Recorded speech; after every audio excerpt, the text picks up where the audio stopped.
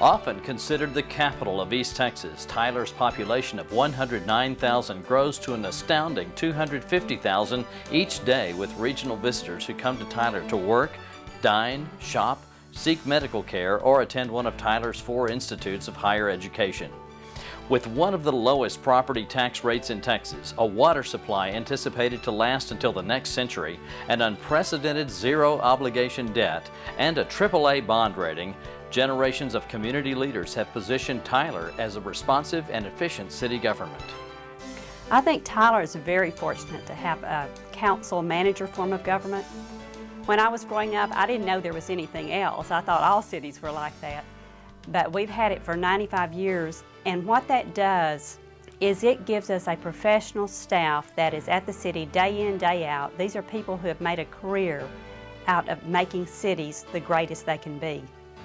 The council-manager form of government dates back to the start of the 20th century and was a response to rampant corruption that was taking place in local government. The major tenets of this form of governance are that the elected officials set broad policy and hire a professional administrator to manage the daily operations of the organization. But that means for many years we've had professional city managers, professional staff in other positions, and they do the work each and every day to make Tyler great. When you couple that with the city council and a mayor that is focused on doing their job as volunteers in the community, we get really the best form of government we could have in Tyler, Texas. The council-manager plan got its start in 1914 when Judge Thomas Booker Butler, who owned the local newspaper, learned of a new form of city government that held great promise to make Tyler's city government more responsive and efficient. The paper featured a series of articles on the front page penned by an anonymous writer who simply identified his column as "Some Observations by the Stroller." Well, the stories I've heard about T.B. Butler were that as he conducted his daily business affairs, he would spend some time at his in his banking affairs at the bank that is now Regions Bank downtown. It became Citizens First National Bank. He would spend some time there, and then he would spend some time in the afternoon, I believe, at the newspaper. So he probably made his rounds around downtown, and in the process of doing that, visited with people and found out what they thought about things. And I don't know that he was the author of the Stroller column, but I suspect he may have been. The process started a few years before that, in 1914. There were a number of citizens that were interested in seeing this form of government at least explored, and the alderman at that time took the initiative to call for a charter committee election, and that election would determine whether a group of citizens would be enlisted to write a new charter. And that election barely passed. It was a very close election, but it passed, and that committee went to work drafting a new charter. And that charter, of course, would set up a professional government separate from the elected government that would handle the day-to-day operations to run the city like a business. On April 6, 1915, in a resounding victory, the council-manager plan was passed by Tyler voters by a margin of 3-1. And there were a number of individuals in Tyler that were interested in improving the efficiency and effectiveness of local government. That includes, of course, Judge Butler, the newspaper, and many progressive citizens. In addition, the fire chief, Uncle Joe Daglish, was involved as well. There's stories that he was trying to improve the Tyler Fire Department and had gone on a trip to New York to a fire chiefs convention and thought that he had permission to secure new equipment at a very favorable rate. When he called and wired back to the city, he was stymied in that process and ended up coming home empty-handed. Credit for the victory was given jointly to the newspaper and to the city's colorful fire chief, Uncle Joe Daglish, who was elected mayor in the same election that led to the adoption of the new charter. Well, I never did hear from the aldermen, so when I got back to Tyler, I learned that several of them had gotten together and decided not to buy any more for the fire department. After Judge Beard, the mayor, died, I made up my mind to run for the post.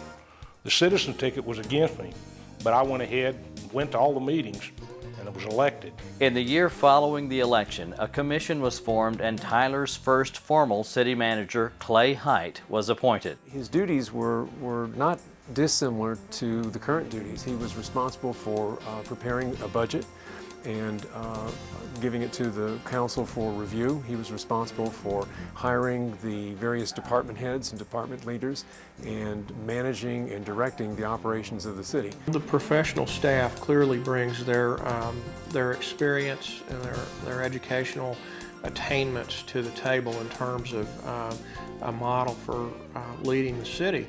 The accountability factor resides with the council, and so open, accountable government is what people in Tyler, Texas have said they want. And as the balance with a council that's thriving as they should, and a staff that is responsive, customer-driven, and aspiring to a level of excellence, then that can work. Well, I really thought that my job was a liaison person between the city council and my community. And I tried to have a good relationship with the community. And then I kept a good relationship with the city council. And I felt like if there were any problem in the community, then I was supposed to report to the city council. I was honored to serve on the city council. When I did, it was a pleasure to serve with professional people. I could go on with people like Tommy Mallory, Pickney Butler, Gary Gwynn, and some of the others that I served with and got to work with. I learned a lot from them, and at the same time, it's the bottom line is service. The community ask and want for service, and it should be a consumer-oriented government. If you have one body making the decision and one person isn't making it, if you report to the city manager, if he's worth the salt that goes in his bread, he presents it to the city council or the head of that department, and they solve it. And to me, that's the democratic way to do it. Well, Tyler is one of the originals in Texas to adopt the council manager form of government. And I think when you look back on our history of the 95 years that it's been in existence, you see a lot of successes. And I am so happy to be a part of that today and standing on the shoulders of those that have gone before me. We have a tremendous community, and the leadership that has come from the council and allowing the manager then to operate the city on a day-to-day basis, I think the marriage of the two has really made this whole thing work. What's important is the people in the key positions. And we have been extremely blessed with city staff that genuinely cares about the citizens, the city, and where we go in the future. And incredible city council members and mayors who have taken time away from their family, all non-paid, and given thousands of hours to serve this city. So it's been a great form of government, but what's made it a great form of government is the people who have served over the years. What you see is the sky's the limit. We have the possibilities to really engage the citizens, find out what they want, and then make that happen. We do that both through our citizen volunteer base, and we do it through our professional staff. So we just can't get any better than Tyler, Texas.